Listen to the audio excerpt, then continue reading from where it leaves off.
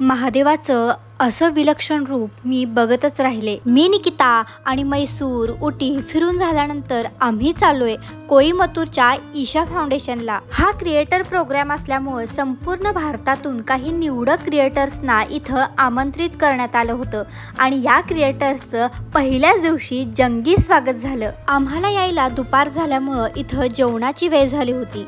जेवण झाल्यावर इथल्या बैलगाडीनं ईशा फाउंडेशनचा फेरफटका मारला आणि इथं आल्याचं एक वेगळंच समाधान वाटलं। त्यानंतर संध्याकाळच्या योगा सेशनमध्ये आम्हाला सद्गुरूंकडून ईशा फाउंडेशन बद्दल बरीच माहिती कळाली। त्यानंतर मधल्या वेळेत आम्हाला इतक्या सुंदर आणि निसर्गरम्य वातावरणात ध्यानधारणा करायला शिकवली आणि त्यानंतरचं आत्मिक समाधान काही औरच होतं।